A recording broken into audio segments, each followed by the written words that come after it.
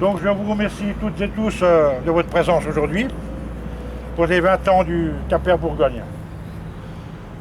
Donc il y a un an, c'est avec une grande émotion que nous inaugurions nos stèles en mémoire des victimes de l'amiante et en souvenir de toutes les victimes de travail. Nous rendions ainsi hommage à nos collègues de travail, hommage à vos maris, hommage à vos épouses, hommage à nos enfants, morts suite à l'exposition aux fibres d'amiante ou autres cancérigènes, ou morts d'accidents du travail. Il y a un an, je vous rappelais qu'il nous a fallu 11 ans pour qu'enfin cette symbolique dédiée aux victimes soit enfin érigée. Si nous sommes réunis aujourd'hui devant ces stèles, c'est parce que nous avons décidé de commémorer les 20 ans de notre association, le Quimper Bourgogne. En effet, c'est le mardi 8 octobre 1996 que se tenait au Centre culturel Congrès de Paray-le-Monial une réunion d'information en vue de créer notre association. Au cours de cette réunion, un bureau provisoire a été constitué, composé de 4 personnes.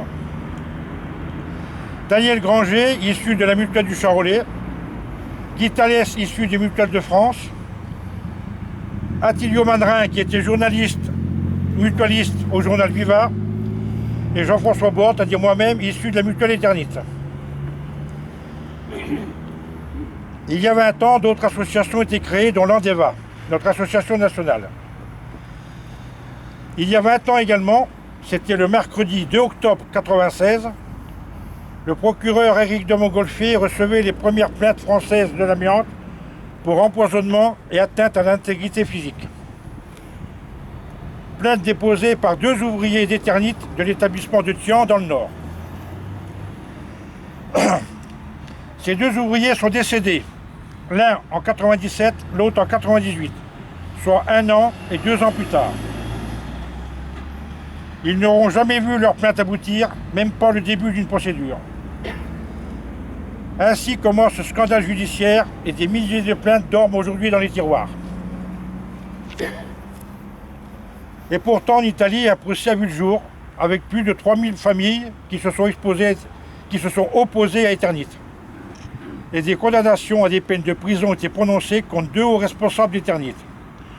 Nous étions en Italie, certaines et certains d'entre vous y étaient également. Il y a 20 ans toujours,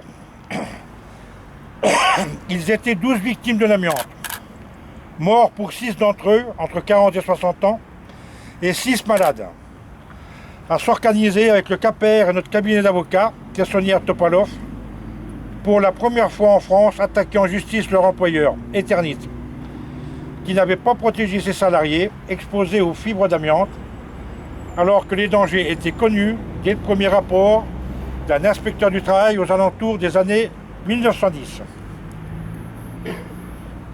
Nos avocats ont ainsi plaidé en mai 2007 à Mâcon la reconnaissance de la faute inexcusable de l'employeur et la suppression du délai de prescription de 2 ans.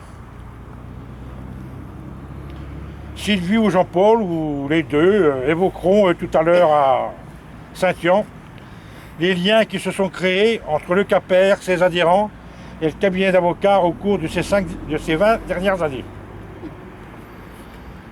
Vendredi 7 octobre dernier, nous étions une 50aine à notre manifestation nationale à Paris pour dénoncer que 20 ans après l'interdiction de l'amiante en France, que 20 ans après les premières plaintes au pénal, le scandale continue.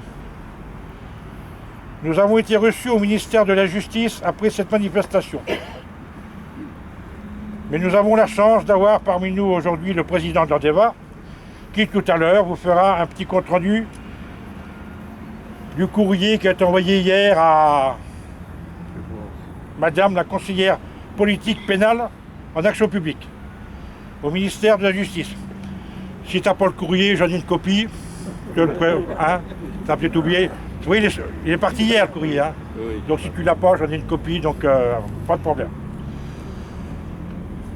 Nous allons déposer maintenant la gerbe du Quimper et la gerbe de Madame la députée Edith Guignot. Puis nous observons une minute de silence en mémoire de toutes nos victimes.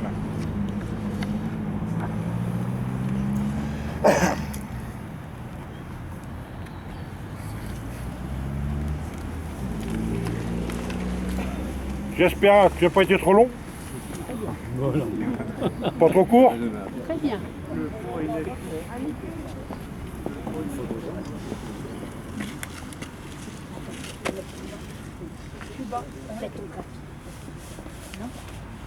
Oh, c'est bon, c'est bon.